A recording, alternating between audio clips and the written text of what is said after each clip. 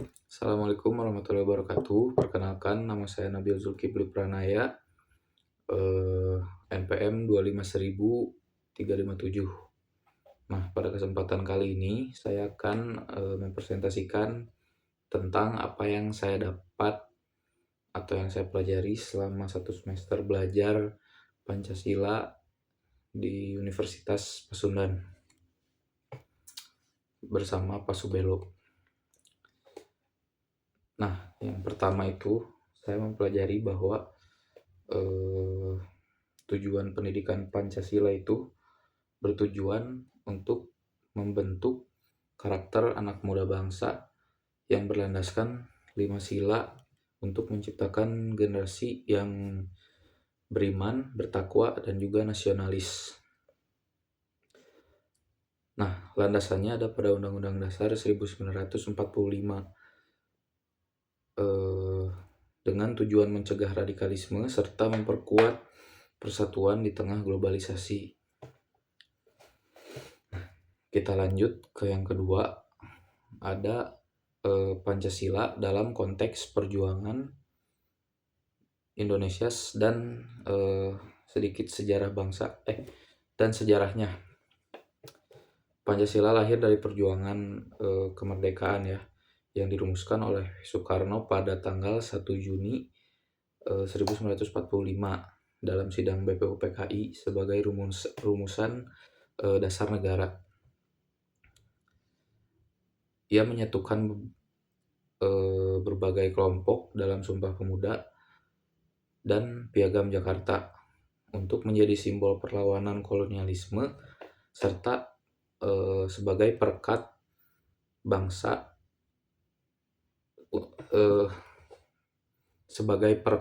bangsa yang beragam akan suku maupun agama ataupun budayanya. Seperti itu. Nah, yang selanjutnya ada Pancasila sebagai dasar negara. Nah, ini tuh tertuang dalam pembukaan Undang-Undang Dasar 1945 sebagai dasar filosofis, ideologis, dan konstitusional negara Republik Indonesia. Sesuai hukum, kebijakan, dan lembaga negara harus selaras dengannya. Jadi, semua dalam materi ini, semua yang saya dapatkan ya, semua aspek seperti hukum, lembaga, atau semua kebijakan itu harus tertuju atau berlandaskan dari Pancasila. Jadi selain dari itu mungkin bisa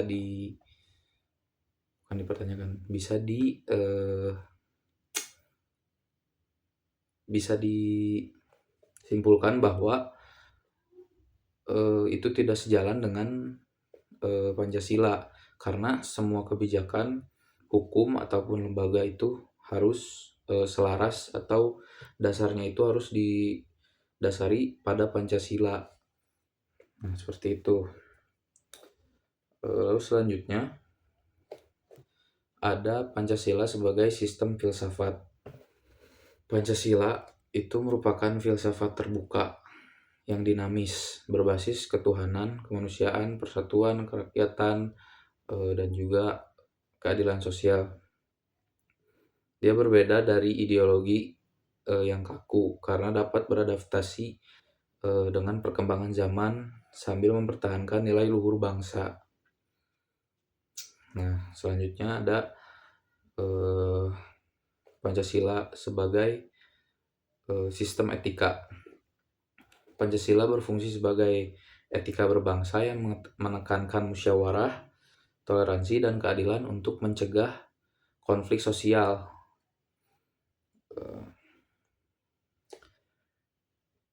Ia adalah panduan moralitas dalam kehidupan sehari-hari, melawan korupsi, nepotisme, dan berperilaku destruktif demi harmoni masyarakat. Nah, jadi Pancasila juga adalah peran penting untuk membentuk sebuah etika dari anak muda bangsa ya.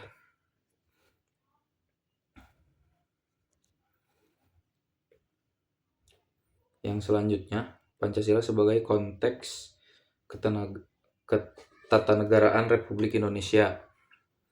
Nah, ini Pancasila menjadi jiwa ketatanegaraan Republik Indonesia yang mengatur struktur negara, kesatuan, pemisah kekuasaan, dan hak asasi manusia. Konsep urgensinya menjaga kestabilan politik, mencegah disintegrasi, serta menjamin keseimbangan antara pusat dan daerah di tengah dinamika yang modern. Jadi walaupun seiring berkembangnya zaman, dalam konteks ini Pancasila selalu bisa mengikuti dan menyeimbangkan antara pusat daerah dan di tengah antara pusat dan juga daerahnya di tengah dinamika yang modern ini. Jadi Pancasila itu selalu seperti improve atau selalu ikut berkembang bersama zamannya yang sekarang begitu. Nah, lalu selanjutnya adalah demokrasi Pancasila.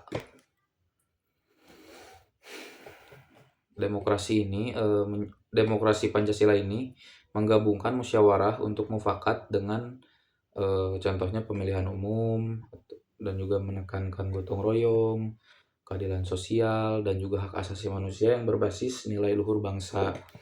Ia berbeda dari demokrasi yang liberal dengan prioritas kepentingan bersama daripada individualisme. Jadi Pancasila ini isinya lebih mementingkan seluruh masyarakatnya. Jadi tidak terpaku atau tidak tertuju pada satu individual, tetapi menyeluruh atau merata, karena Pancasila memang dibuat untuk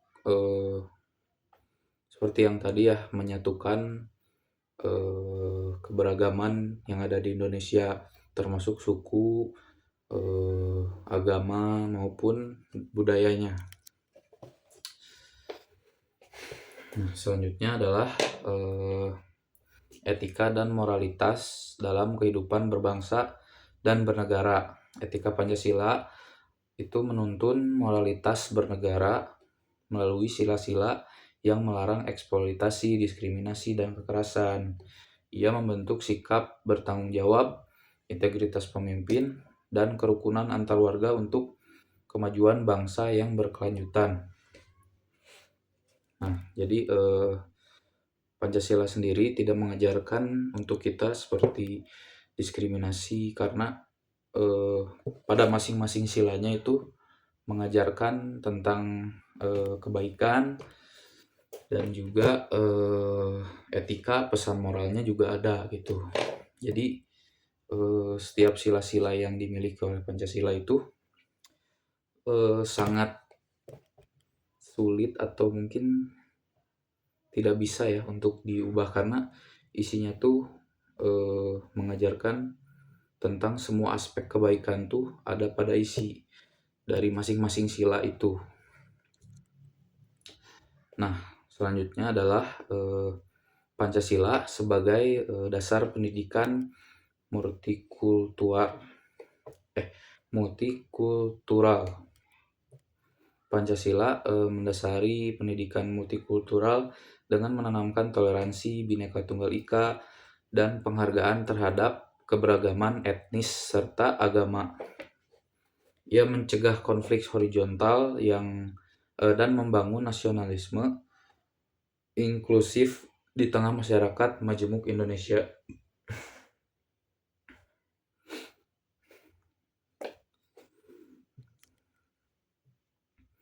Nah, yang selanjutnya ada Pancasila sebagai panduan etis di era globalisasi dan digitalisasi.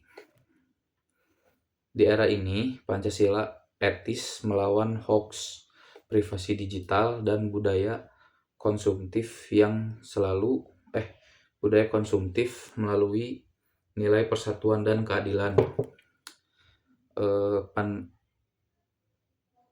Ia berperan sebagai panduan navigasi teknologi agar tetap berkebinekaan, menolak westernisasi berlebih sambil memanfaatkan kemajuan global.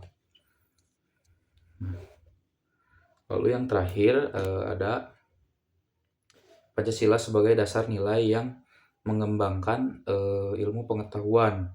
Pancasila menjadi dasar pengembangan iptek yang berkeadilan sosial, etis, dan juga bermanfaat bagi seluruh rakyatnya, bukan semata profit ya. Nilai sila-sila ini mengarahkan riset untuk kesejahteraan umum di lingkungan lestari dan kemajuan bangsa tanpa mengorbankan moralitas. Nah, itu dia yang sedikit rangkuman ya dari satu materi. Selama saya belajar ini, saya tuh baru memahami bahwa kenapa Pancasila itu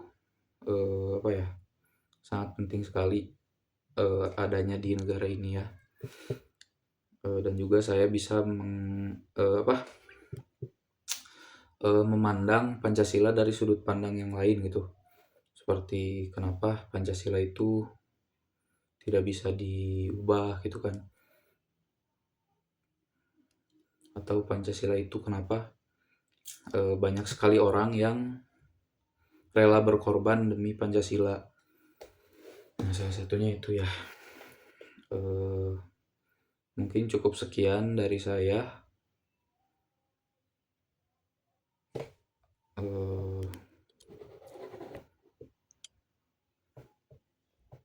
Cukup sekian dari saya. Assalamualaikum warahmatullahi wabarakatuh.